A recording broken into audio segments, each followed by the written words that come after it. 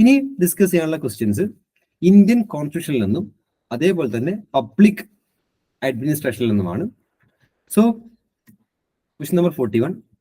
Which one of the following statements about the private bill in Indian Parliament is not correct?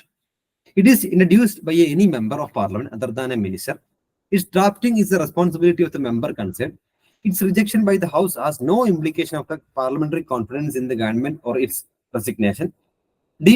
Its introduction in the House requires 7 days notice. Indian പാർലമെന്റുമായി ബന്ധപ്പെട്ട് private ബില്ലുമായി ബന്ധപ്പെട്ടിട്ട് തെറ്റായ statement ഏതാണ്? പാർലമെന്റിൽ 2 type ബില്ലുകൾ. ഈ ബില്ലുകളാണ് പിന്നീട് നിയമമായിട്ട് മാറുക.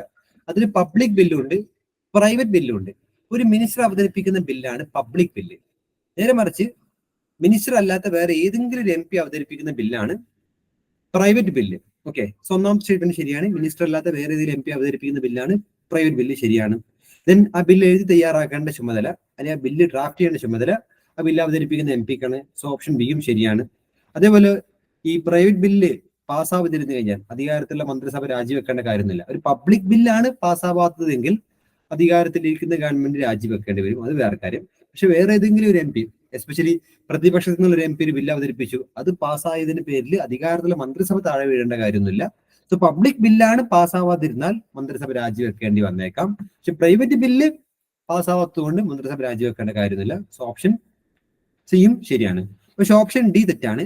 So ഒരു പ്രൈവറ്റ് മെമ്പർ ബില്ല് അവതരിപ്പിക്കണമെങ്കിൽ 1 മാസം 30 ദിവസത്തെ അഡ്വാൻസ് നോട്ടീസ് കൊടുത്തിരിക്കണം. 7 days നോട്ടീസ് പബ്ലിക് ബില്ലിനാണ്. പക്ഷെ ഒരു പ്രൈവറ്റ് മെമ്പർ ബില്ല് അവതരിപ്പിക്കണമെങ്കിൽ 1 മാസത്തെ അഡ്വാൻസ് നോട്ടീസ് കൊടുത്തിരിക്കണം. സോ ഓപ്ഷൻ ഡി ആണ് ഇവിടെ തെറ്റായ സ്റ്റേറ്റ്മെന്റ്. ഓക്കെ അല്ലേ? സോ ഇന്ത്യൻ പാർലമെന്റ് എന്ന് പറയുന്ന ഭാഗത്താണ് ഈ ഒരു ക്വസ്റ്റ്യൻസ് വന്നിട്ടുള്ളത് കേട്ടോ. മുന്നോട്ട് പോകാം. അവിടെ 42ാമത്തെ question. Which of the following statements are correct regarding federalism of India? Indian federalism is an indestructible union of destructible states. Indian federation is an indestructible union of destructible states. The term federation has nowhere been used in the constitution. For the parliament can make laws on any matter in the state list for implementing the international treaties, agreements or conventions. Option A 1, 3 and 4. Option B 2, 3, 4. Option C 1, 2, 3. Option D 1, 2 and 4. Indian ഫെഡറലിസവുമായി ബന്ധപ്പെട്ടിട്ട് ശരിയായ statement ഏതാണ്? ഇവിടെ പരിപൂർണമായും ശരി, പരിപൂർണമായും തെറ്റ് എന്ന് ഉറപ്പുള്ള ഏതെങ്കിലും ഒരു സ്റ്റേറ്റ്മെന്റ് ഉണ്ടോ? ഫെഡറേഷൻ എന്നാൽ എന്താ? അധികാരം സെൻട്രൽ ഗവൺമെന്റിനും സ്റ്റേറ്റ് ഗവൺമെന്റിനും ഇടയിൽ വീതിച്ച് നൽകിയിട്ടുണ്ടെങ്കിൽ അത്തരം ഗവൺമെന്റിന് പറയുന്ന പേരാണ് ഫെഡറേഷൻ. ഓക്കെ, സോ ഒന്നാമത്തെ സ്റ്റേറ്റ്മെന്റ് നോക്കൂ. Indian federation is a indestructible union of destructible states. അത് ശരിയാണ്. യൂണിയൻ എന്നുകൊണ്ട് ഉദ്ദേശിക്കുന്നത് സെൻട്രൽ ആണ്. ഇന്ത്യയിൽ സെൻട്രൽ ഗവൺമെന്റ് ഒരിക്കലും നശിപ്പിക്കാൻ കഴിയില്ല, അത് ഇൻഡസ്ട്രക്റ്റബിൾ ആണ്. പക്ഷെ സ്റ്റേറ്റ് എപ്പോൾ വേണമെങ്കിലും ഇല്ലാണ്ടാവും. മുമ്പ് ജമ്മു ആൻഡ് കാശ്മീർ എന്ന് പറയുന്ന സംസ്ഥാനം ഉണ്ടായിരുന്നു. ഇപ്പൊ അതിന് പകരം ജമ്മു ആൻഡ് കാശ്മീർ, ലഡാക്ക് എന്ന് പറയുന്ന 2 UT മാറി. മുമ്പ് ആന്ധ്രാപ്രദേശ് എന്ന് പറഞ്ഞ ഒറ്റ സംസ്ഥാനമായിരുന്നു. ഇപ്പൊ ഇത് ആന്ധ്ര, തെലുങ്കാന എന്നീ 2 സംസ്ഥാനമായിട്ട് മാറി. അപ്പൊ സംസ്ഥാനങ്ങൾ എപ്പോൾ വേണമെങ്കിലും ഇല്ലാണ്ടാവും, കാരണം സംസ്ഥാനങ്ങൾ ഡിസ്ട്രക്റ്റബിൾ ആണ്. പക്ഷെ ഇന്ത്യ മഹാരാജ്യം അല്ലെങ്കിൽ ഇന്ത്യയിലെ ഗവൺമെന്റ്, സെൻട്രൽ ഗവൺമെന്റ് നിന്നും അതേപോലെ നിലനിൽക്കും. So Indian federation is a indestructible union of destructible state ആണ്. സോ സ്റ്റേറ്റ്മെന്റ് നമ്പർ 1 ശരിയാണ്. ഓക്കെ അല്ലേ? സോ നമ്മുടെ ഭരണഘടനയിൽ ആർട്ടിക്കിൾ 1 എടുക്കുന്ന സമയത്ത് നമ്മൾ എന്താക്കും, അത് ഡിസ്കസ് ചെയ്ത് പോകും. 1 ശരിയാണ്, പക്ഷെ 2 തെറ്റാണ്. കാരണം India is a indestructible union of destructible states ആണ്. അതല്ല, India indestructible union of indestructible states അല്ല. സോ 1 ശരി, 2 തെറ്റ്. അതുപോലെ ഇന്ത്യൻ ഭരണഘടന എവിടെയും ഫെഡറേഷൻ എന്ന് പറയുന്ന പദം ഉപയോഗിക്കുന്നില്ല, അതും ശരിയാണ്. സോ 1ഉം 3ഉം ശരിയാണ്. അതുപോലെ 4 ശരിയാണ്. സോ ഇന്റർനാഷണൽ എഗ്രിമെന്റ്സുകൾ നടപ്പിലാക്കാൻ വേണ്ടി പാർലമെന്റിന് സ്റ്റേറ്റ് ലിസ്റ്റിൽ പറയപ്പെട്ട, യൂഷ്വലി സ്റ്റേറ്റ് ലിസ്റ്റിൽ പറയപ്പെട്ട വിഷയത്തിൽ സ്റ്റേറ്റ് മാത്രമേ നിയമം ഉണ്ടാക്കാൻ പറ്റുള്ളൂ. പക്ഷെ ഒരു അന്താരാഷ്ട്ര ഉടമ്പടി നടപ്പിലാക്കാൻ വേണ്ടി സ്റ്റേറ്റ് ലിസ്റ്റിൽ പറഞ്ഞിരിക്കുന്ന വിഷയത്തിൽ പാർലമെന്റിന് നിയമം ഉണ്ടാക്കാൻ പറ്റും. അതായത് 5 സാഹചര്യത്തിൽ സ്റ്റേറ്റ് ലിസ്റ്റിൽ പാർലമെന്റിന് നിയമം ഉണ്ടാക്കാൻ പറ്റും. അതൊക്കെ നമുക്ക് പുറകെ പഠിക്കാം. സോ ഇവിടെ 1ഉം 3ഉം 4ഉം ശരിയാണ്. സോ ഓപ്ഷൻ എ ആണ് ഇവിടെ കറക്റ്റ് ആൻസർ വരുന്നത്. ഓക്കെ അല്ലേ? ക്ലിയർ അല്ലേ? അന്താരാഷ്ട്ര ഉടമ്പടികൾ നടപ്പിലാക്കാൻ വേണ്ടി പാർലമെന്റ് സ്റ്റേറ്റ് ലിസ്റ്റിൽ നിയമം ഉണ്ടാക്കാം. ഫെഡറേഷൻ എന്ന് പറയുന്ന പദം ഭരണഘടനയിൽ എവിടെയും ഉപയോഗിക്കുന്നില്ല. India is a industrial union of destructible states ആണ്. Okay, that's all. മുന്നോട്ട് പോകാം. അടുത്ത 43ാമത്തെ ക്വസ്റ്റ്യൻ. ഇന്ത്യൻ ഭരണഘടനയിലെ ഷെഡ്യൂൾസിനെ പറ്റിയാണ്. ഭരണഘടനയിൽ നമുക്കറിയാം 12 ഷെഡ്യൂളുകളുണ്ട്. ആ ഷെഡ്യൂളുകളുടെ സബ്ജക്റ്റ് മാറ്ററാണ് ഇവിടെ ചോദിച്ചിട്ടുള്ളത്. So 5th schedule Provision relating to administration of control of scheduled areas and scheduled tribes. Sixth schedule, allocation of seats in the Rajya Sabha to states and union territories. Ninth schedule, acts and regulations of the state legislature dealing with land reforms and abolition of Zamindari system. For 10th schedule, provision relating to the administration of tribal areas in the states of Assam, Meghalaya, Tripura, and Mizoram. Option A 1, 2, 3, option B 1, 3, 4, option C 1 and 3, option D 1 and 4. Indian ഭരണഘടനയിലെ ഷെഡ്യൂളുകളുമായി ബന്ധപ്പെട്ടിട്ട് ശരിയായ പേരുകൾ ഏതൊക്കെയാണ്? Fifth ഷെഡ്യൂളിൽ നമുക്കറിയാം എന്താ, SC/ST areas ആണ്. അപ്പൊ ഒന്നാമത്തെ സ്റ്റേറ്റ്മെന്റ് ശരിയാണ്, പക്ഷെ രണ്ടാമത്തെ സ്റ്റേറ്റ്മെന്റ് തെറ്റാണ്. കാരണം എന്താ, സിക്സ്ത് ഷെഡ്യൂൾ എന്താ പ്രതിപാദിക്കുന്നത്? Six schedule administration of tribal areas in the States of Assam, Meghalaya, Tripura and Mizoram. Assam, Meghalaya, Tripura, Mizoram എന്നീ 4 സംസ്ഥാനങ്ങളിലെ SC/ST ഏരിയസ് ആണ് സിക്സ്ത് ഷെഡ്യൂളിൽ പ്രതിപാദിക്കുന്നത്. അതുകൊണ്ട് രണ്ടാമത്തെ സ്റ്റേറ്റ്മെന്റ് തെറ്റാണ്. ദെൻ മൂന്നാം സ്റ്റേറ്റ്മെന്റ് ശരിയാണ്. 9th ഷെഡ്യൂളിൽ പ്രധാനമായും ഉൾപ്പെടുത്തിയത് ലാൻഡ് റിഫോംസ് ആക്ട് ആണ്, അത് ശരിയാണ്. ദെൻ 10th ഷെഡ്യൂളിൽ പ്രതിപാദിക്കുന്നത് ആന്റി ഡിഫെക്ഷൻ ലോ അഥവാ കൂറുമാറ്റ നിരോധന നിയമമാണ്. അതുകൊണ്ട് ഇവിടെ രണ്ടാമത്തെ സ്റ്റേറ്റ്മെന്റും നാലാമത്തെ സ്റ്റേറ്റ്മെന്റും തെറ്റാണ്. സോ ഓപ്ഷൻ സി 1 and 3 ആണ് കറക്റ്റ് ആൻസർ വരുന്നത്. ഓക്കെ അല്ലേ? ഇന്ത്യൻ ഭരണഘടനയിലെ 25 പാർട്സുകളും 12 ഷെഡ്യൂളുകളും കോൺസ്റ്റിറ്റ്യൂഷന്റെ ക്ലാസ്സിൽ നമ്മൾ എന്ത് ചെയ്യും, ആധികാരികമായിട്ട് പഠിച്ചു പോട്ടോ. ഇപ്പൊ നമുക്ക് മുന്നോട്ട് പോകാം. അടുത്ത 44ാമത്തെ question. Which of the following statements relating to right to property in the constitution of India is not correct today? Right to property is a constitutional right. It is not a part of basic structure of the constitution. It protects the private property against executive action, but not against legislative action. For in case of violation, the aggrieved person cannot move to High Court under Article 226. Option A 2 and 3, option B 3 and 4, option C only 3, option D only 4. So right to property മായി ബന്ധപ്പെട്ട് തെറ്റായ statement താഴെ തന്നിരിക്കുന്നതിൽ ഏതാണ്? So actually PSC ഈ question answer കൊടുത്തത് option C3 only ആണ്. Actually എല്ലാ സ്റ്റേറ്റ്മെന്റും ശരിയാണ്. Right to property fundamental rights അല്ല, പക്ഷെ ഭരണഘടന ആർട്ടിക്കിൾ 307 പറയുന്നുണ്ട്. അതുകൊണ്ട് ഒരു കോൺസ്റ്റിറ്റ്യൂഷണൽ റൈറ്റ്സ് ആണ്, ലീഗൽ റൈറ്റ്സ് ആണ്. സോ ഒന്ന് ശരിയാണ്. അതുപോലെ റൈറ്റ് ടു പ്രോപ്പർട്ടി ഭരണഘടനയുടെ ബേസിക് സ്ട്രക്ചർ അല്ല, അതും ശരിയാണ്. അതേപോലെ റൈറ്റ് ടു പ്രോപ്പർട്ടിയുമായി ബന്ധപ്പെട്ട് എക്സിക്യൂട്ടീവ് ആക്ഷനെതിരെ സംരക്ഷണം കിട്ടും, പക്ഷെ ലെജിസ്ലേറ്റീവ് ആക്ഷനെതിരെ സംരക്ഷണം കിട്ടില്ല. വിച്ച് മീൻസ് ഇപ്പോൾ റൈറ്റ് ടു പ്രോപ്പർട്ടി, എനിക്ക് സ്വത്ത് ആർജിക്കാനും കൈവശം നടത്താനുള്ള അവകാശമുണ്ട്. അപ്പൊ എന്റെ സ്വത്ത് ഗവൺമെന്റിന് വേണമെങ്കിൽ ഒരു നിയമനിർമ്മാണത്തിലൂടെ, ഒരു നിയമത്തിലൂടെ എന്ത് ചെയ്യാം, എടുത്തു കളയാൻ പറ്റും. അതല്ലാതെ ഒരു എക്സിക്യൂട്ടീവ് ഓർഡറിലൂടെ എന്ത് ചെയ്യാൻ പറ്റില്ല, എടുത്തു കളയാൻ പറ്റത്തില്ല. ഓക്കെ, ഒരു നിയമം ഉണ്ടാക്കിയിട്ട് ആ നിയമത്തിന്റെ സഹായത്തോടു കൂടി ഇതിന്റെ പ്രോപ്പർട്ടി വേണേൽ ഗവൺമെന്റ് ഏറ്റെടുക്കാം. പക്ഷെ ലെജിസ്ലേറ്റീവ് ആക്ഷനിലൂടെ പറ്റും, പക്ഷെ ഒരു എക്സിക്യൂട്ടീവ് ആക്ഷനിലൂടെ, ഒരു മന്ത്രിയുടെ ഒരു ഉത്തരവിലൂടെ ഒന്നും ഇതിന്റെ പ്രോപ്പർട്ടി ഏറ്റെടുക്കാനൊന്നും പറ്റത്തില്ല. അതുകൊണ്ട് റൈറ്റ് ടു പ്രോപ്പർട്ടിക്ക് എക്സിക്യൂട്ടീവ് ആക്ഷനെതിരെ സംരക്ഷണം കിട്ടും, പക്ഷെ ലെജിസ്ലേറ്റീവ് ആക്ഷനെതിരെ പ്രൊട്ടക്ഷൻ കിട്ടത്തില്ല. അതുകൊണ്ട് മൂന്നാമത്തെ സ്റ്റേറ്റ്മെന്റ് ശരിയാണ്. നാലാമത്തെ സ്റ്റേറ്റ്മെന്റ് ശരിയാണ്. ഈ റൈറ്റ് ടു പ്രോപ്പർട്ടി ഒക്കെ വാല്യൂ ചെയ്ത് കഴിഞ്ഞാൽ ആദ്യം കീഴ്ക്കോടതിയിലേക്ക് അപ്പീൽ പോകേണ്ടത്, നേരിട്ട് ഹൈക്കോടതിയിലേക്കൊന്നും പോകാൻ പറ്റില്ല. അതും ശരിയാണ്. സോ 1, 2, 3, 4 ശരിയാണ്. പക്ഷെ PSC ഇവിടെ ആൻസർ കൊടുത്ത ഓപ്ഷൻ സി only 3 ആണ്. അപ്പം തെറ്റായ ആൻസർ കീയാണ് PSC നൽകിയിട്ടുള്ളത് കേട്ടോ. മുന്നോട്ട് പോകാം. അടുത്ത 45ാമത്തെ question. In India a bill is not to be deemed to be money bill if it contains a provision for the impositions of abolition, remission, alteration or regulation of any tax, the imposition of fines or other pecuniary penalties, or the demand of payment of fees for license or fees of service rendered. C. Appropriation of money out of consolidated fund of India, regulation of the borrowing of money by the union government. So താഴെ പറയുന്നവയിൽ മണി bill അല്ലാത്തത് ഏത്? Indian പാർലമെന്റിൽ 4 type ബില്ലുകൾ അവതരിപ്പിക്കും. Ordinary ബില്ലുണ്ട്, മണി ബില്ലുണ്ട്, financial ബില്ലുണ്ട്, constitutional amendment ബില്ലുണ്ട്. 4 type ബില്ലുകൾ അവതരിപ്പിക്കും. അതിൽ ഏതാണ് മണി ബില്ലുമായി ബന്ധപ്പെടാത്തത്? മണി ബില്ലുമായി ബന്ധപ്പെട്ടുള്ള കണ്ടീഷൻസ് ഒക്കെ നമുക്ക് ആധികാരികമായിട്ട് ക്ലാസ്സിൽ പറയാം. ഇപ്പൊ ജസ്റ്റ് മനസ്സിലാക്കിയാൽ മാത്രം മതി. ഇന്ത്യൻ ഭരണഘടനയിൽ ആർട്ടിക്കിൾ 108 മണി ബില്ല് എന്താണെന്ന് പറയുന്നത്. ഓക്കെ, ചില ടൈപ്പ് ബില്ലുകൾ മണി ബില്ലാണ്. സോ നമ്മുടെ ടാക്സുമായി ബന്ധപ്പെട്ട് ഒരു ടാക്സ് ചുമത്തുക, അല്ലെങ്കിൽ ടാക്സ് ഒഴിവാക്കുക, ടാക്സിൽ കുറവ് വരുത്തുക, ഓക്കെ, അങ്ങനെ ടാക്സുമായി ബന്ധപ്പെട്ടുള്ള ഒരു സാധനമാണെങ്കിൽ അത് മണി ബില്ലാണ്. സോ നമുക്ക് ഓപ്ഷൻ എ എന്താക്കാം, ഇവിടെ ഒഴിവാക്കും. കാരണം എന്താ, abolition, commission, alteration, regulation of tax എന്നുള്ളത് മണി ബില്ലാണ്. അതേപോലെ തന്നെ ഓപ്ഷൻ സി നോക്കൂ, appropriation of money out of consolidated fund of India. നമ്മുടെ ഖജനാവ് എന്ന് പറയുന്ന സാധനമാണ് കൺസോളിഡേറ്റഡ് ഫണ്ട് ഓഫ് ഇന്ത്യ. ഈ കൺസോൾഡ് ഫണ്ട് ഓഫ് ഇന്ത്യയിൽ നിന്നുള്ള പണം ചെലവഴിക്കൽ, എക്സ്പെൻഡിച്ചർ, ഇതൊക്കെ എന്താണ്? അതെല്ലാം പിന്നെ മണി ബില്ലാണ്. ഓക്കെ, ഓപ്ഷൻ ഡി, ഇ ഒക്കെ വായിച്ച് നിങ്ങൾക്ക് മനസ്സിലാവും എന്താണ് കൺസോൾഡ് ഫണ്ട് ഓഫ് ഇന്ത്യയിൽ നിന്ന് പണം ചെലവഴിക്കുന്നത് മണി ബില്ലാണ്. ഓക്കെ, അതേപോലെ തന്നെ regulation of the borrowing of money by the union government, central government പണം കടമെടുക്കുക, അതും എന്താണ്? അതും മണി ബില്ലാണ്. ഓക്കെ അല്ലേ? സോ ഓപ്ഷൻ ബി വായിച്ചു നോക്കൂ. The regulation of the borrowing of money or giving the guarantee of government of India, government of India പണം കടം വാങ്ങുക, പണം കൊടുക്കുക, ഇതൊക്കെ എന്താണ്? അതും മണി ബില്ലാണ്. So option A, option C, option D, ഇത് മൂന്നും മണി ബില്ലാണ്. പക്ഷെ ഫൈന് ചുമത്തുക അല്ലെങ്കിൽ മറ്റു പെനാൾട്ടികൾ ചുമത്തുക, ഇതൊന്നും എന്തല്ല? മണി ബില്ലല്ല. മനസ്സിലായല്ലോ? ഓക്കെ അല്ലേ? ഇപ്പൊ നമ്മൾ ഭരണഘടനയിൽ പാർലമെന്റ് എടുക്കുന്ന സമയത്ത് ആർട്ടിക്കിൾ 108 ആധികാരികമായി ഡിസ്കസ് ചെയ്യും. അതിൽ മണി ബില്ല് ഏതൊക്കെയാണ് വരുന്നത് ആധികാരികമായിട്ട് അവിടെ ഡിസ്കസ് ചെയ്ത് പോട്ടോ. ഓക്കെ, ഇവിടെ കറക്റ്റ് ആൻസർ വരുന്ന ഓപ്ഷൻ ബി ആണ്. ഓപ്ഷൻ ബി മണി ബില്ല് അല്ല എന്ന് മാത്രം മനസ്സിലാക്കാം. മുന്നോട്ട് പോകാം. അടുത്തത് 46ാമത്തെ question. Which among the following statement is not correct regarding the election of the Vice President of India? The Electoral College consists of both elected and nominated members of the Parliament. The Electoral College does not include the members of the State Legislative Assembly. The Electoral College includes the elected members of the State Legislative Assembly. All doubts and disputes in connection with the election of the Vice President are inquired into and decided by Supreme Court, whose decision is final. Vice പ്രസിഡന്റുമായി ബന്ധപ്പെട്ട് തെറ്റായ statement ഏതാണ്?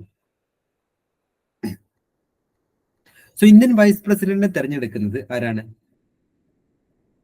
പ്രസിഡന്റിനെ തെരഞ്ഞെടുക്കുന്ന electoral കോളേജും vice president തെരഞ്ഞെടുക്കുന്ന electoral കോളേജും രണ്ടാണെന്ന് മനസ്സിലാക്കുക. വൈസ് പ്രസിഡന്റ് തെരഞ്ഞെടുക്കുന്ന ഇലക്ടറൽ കോളേജ് ഇപ്പൊ തന്നെ പഠിച്ചു പോവാ. പാർലമെന്റിലെ എല്ലാ അംഗങ്ങളും, വിച്ച് മീൻസ് ലോകസഭയിലെയും രാജ്യസഭയിലെയും എല്ലാ അംഗങ്ങളും, വിച്ച് മീൻസ് ഇലക്ടഡും നോമിനേറ്റഡും എല്ലാവരും കൂടി, അതായത് പാർലമെന്റിലെ മൊത്തം അംഗങ്ങളാണ് ആരെ തെരഞ്ഞെടുക്കുന്നത്? വൈസ് പ്രസിഡന്റിനെ തെരഞ്ഞെടുക്കുന്നത്. ഓക്കെ, അപ്പൊ അതുകൊണ്ട് ഒന്നാമത്തെ സ്റ്റേറ്റ്മെന്റ് ശരിയാണ്. പാർലമെന്റിലെ ഇലക്ടഡ് നോമിനേറ്റ് എല്ലാ അംഗങ്ങളും, രാജ്യസഭയിൽ ലോകസഭയിലെയും എല്ലാ അംഗങ്ങളും കൂടി ചേർന്നിട്ടാണ് വൈസ് പ്രസിഡന്റിനെ തെരഞ്ഞെടുക്കുന്നത്. സോ ഓപ്ഷൻ എ കറക്റ്റ് ആണ്. പക്ഷെ ഓപ്ഷൻ ബിയും ശരിയാണ്. സംസ്ഥാനങ്ങളെ state legislative assembly vice president ഇലക്ഷനിൽ പങ്കെടുക്കുന്നില്ല, അതും ശരിയാണ്. ഓപ്ഷൻ സി തെറ്റാണ്. കാരണം എന്താ?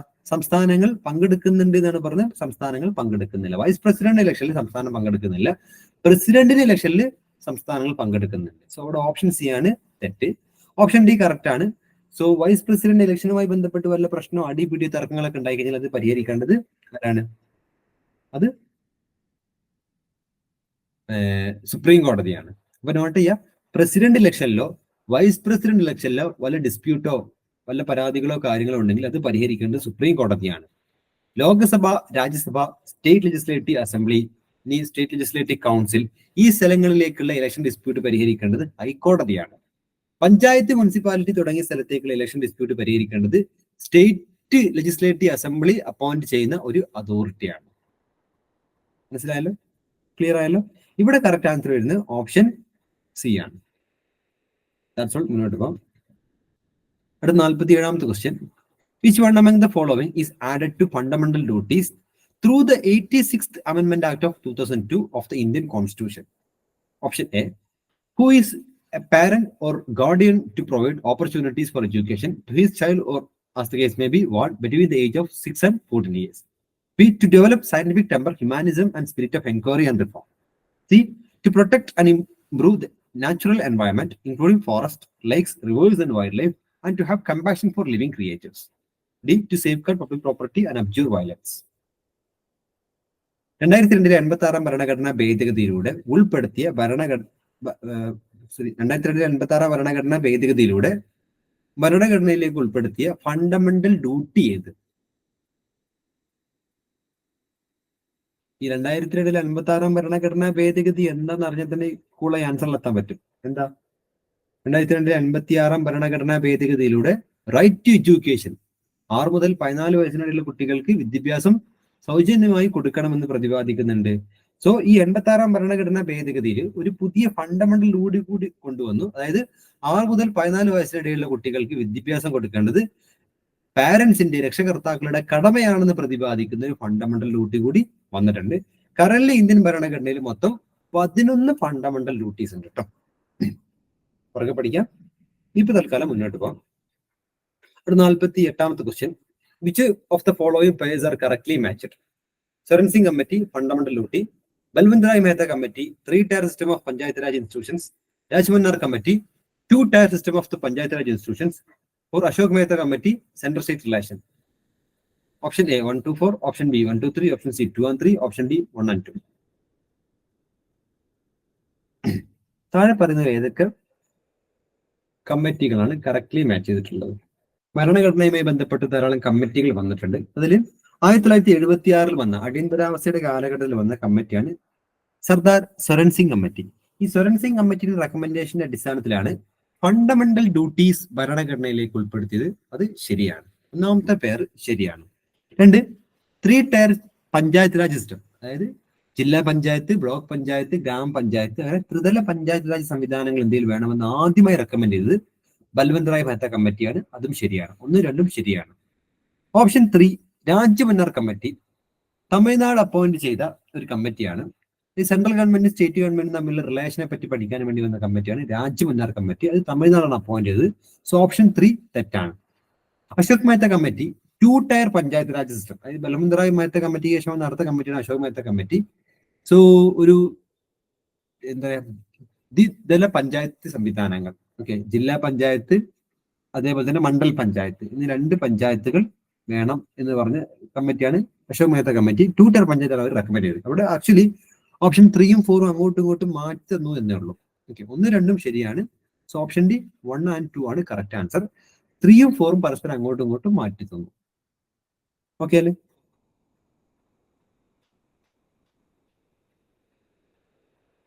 ഓക്കെ അല്ലേ? മുന്നോട്ട് പോവാം. അടുത്ത് 49ാമത്തെ ക്വസ്റ്റ്യൻ.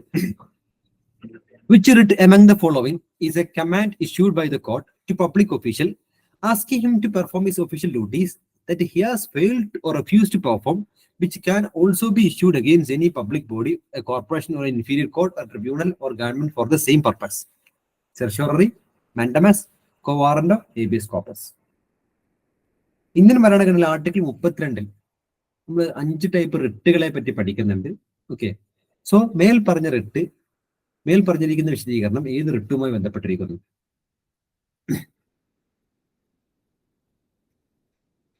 ഒരു പബ്ലിക് ഒഫീഷ്യൽസിനോട് അദ്ദേഹത്തിന്റെ ലീഗലി അദ്ദേഹം ചെയ്യുന്ന ഡ്യൂട്ടി ചെയ്യാൻ ആവശ്യപ്പെട്ടുകൊണ്ട് കോടതി പുറപ്പെടുവിക്കുന്ന ഉത്തരവ് ഏതാണോ?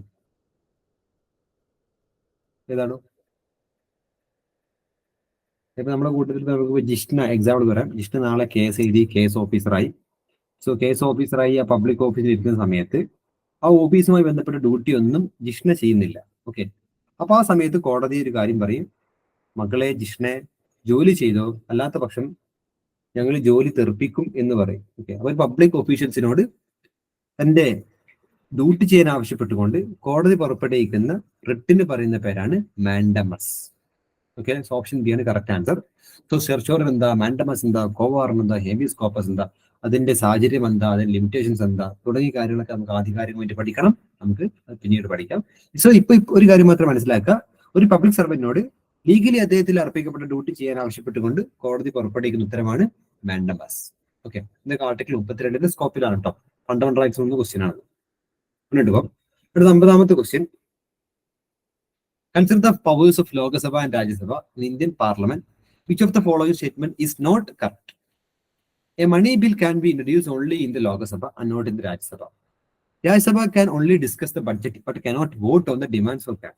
See, Rajya Sabha and Lok Sabha have equal powers in the introduction and passage of ordinary bills. See, only Lok Sabha has the power in the introduction and passage of financial bills involving expenditure from the Consolidated Fund of India. So, പാർലമെന്റുമായി ബന്ധപ്പെട്ടിട്ടുള്ള ചോദ്യമാണ്, answer ചെയ്യാൻ ശ്രമിക്കുക. നമ്മൾ പറഞ്ഞു 4 type ബില്ലുകൾ parliament അവതരിപ്പിക്കും. മണി ബില്ലുണ്ട്, ordinary ബില്ലുണ്ട്, financial ബില്ലുണ്ട്, constitution amendment ബില്ലുണ്ട്. ധാരാളം type ബില്ലുകളുണ്ട്. അതുമായി ബന്ധപ്പെട്ട ഒരു ക്വസ്റ്റ്യൻ ആണ്. ബില്ലുമായി ബന്ധപ്പെട്ട് 2 ക്വസ്റ്റ്യൻസ് ചോദിച്ചു. പൊളിറ്റിന്ന് ഏറ്റവും ക്വസ്റ്റ്യൻസ് ഇപ്രാവശ്യം കഴിഞ്ഞ കേസിൽ ചോദിച്ചത് പാർലമെന്റ് എന്ന് പറയുന്ന ഏരിയ എന്നാണ് കേട്ടോ. സോ ഒന്നാമത്തെ സ്റ്റേറ്റ്മെന്റ് ശരിയാണ്. മണി ബില്ല് ലോകസഭയിൽ മാത്രമേ അവതരിപ്പിക്കാൻ പറ്റുള്ളൂ, രാജ്യസഭയിൽ അവതരിപ്പിക്കാൻ പറ്റത്തില്ല. സോ എ ശരിയാണ്. ദെൻ രാജ്യസഭക്ക് മണി ബില്ല് അതേപോലെ ബഡ്ജറ്റുകളൊക്കെ ഡിസ്കസ് ചെയ്യാൻ മാത്രമേ പറ്റുള്ളൂ, വോട്ട് ചെയ്യാൻ പറ്റില്ല. സോ ബഡ്ജറ്റ് വോട്ട് ചെയ്യാനുള്ള അധികാരം ലോകസഭക്ക് മാത്രമാണ്. അതായത് ഈ സാമ്പത്തികപരമായിട്ടുള്ള വിഷയങ്ങളിൽ രാജ്യസഭയ്ക്ക് വലിയ റോളൊന്നുമില്ല, കൂടുതലും ലോകസഭക്കാണ് റോളുള്ളത്. സോ മണി ബില്ല് ലോകസഭയിൽ അവതരിപ്പിക്കാൻ പറ്റുള്ളൂ, രാജ്യസഭയിൽ അവതരിപ്പിക്കാൻ പറ്റത്തില്ല.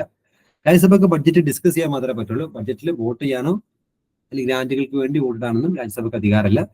അത് പക്ഷേ ഓർഡിനറി ബില്ലിന്റെ വിഷയത്തിൽ രാജ്യസഭയ്ക്കും ലോകസഭയ്ക്കും ഈക്വൽ ആയിട്ടുള്ള അധികാരങ്ങളാണ്. അതേപോലെ തന്നെ കൺസോളിഡേറ്റഡ് ഫണ്ട് ഓഫ് ഇന്ത്യയിൽ നിന്ന് പണം ചെലവഴിക്കുന്ന ഒരു ഫിനാൻഷ്യൽ ബില്ല്, നമ്മൾ പറഞ്ഞ കൺസോളിഡേറ്റഡ് ഫണ്ട് ഓഫ് ഇന്ത്യയിൽ നിന്ന് പണം ചെലവഴിക്കുന്ന ബില്ല് മണി ബില്ലാണ്. സോ മണി ബില്ല് ലോകസഭയിൽ മാത്രമേ അവതരിപ്പിക്കാൻ പറ്റുള്ളൂ എന്ന് പറഞ്ഞു. സോ ഓപ്ഷൻ ഡിയും ശരിയാണ്. ആക്ച്വലി ഇവിടെ option A, B, C, D എല്ലാം ശരിയാണ്. പക്ഷെ PSC ആൻസർ കീയിൽ കൊടുത്തു ഓപ്ഷൻ സി ആണെന്നുള്ളതാണ്. പക്ഷെ PSCയുടെ ആൻസർ കീ തെറ്റാണ്. ഓക്കെ അല്ലേ? ക്ലിയർ അല്ലേ?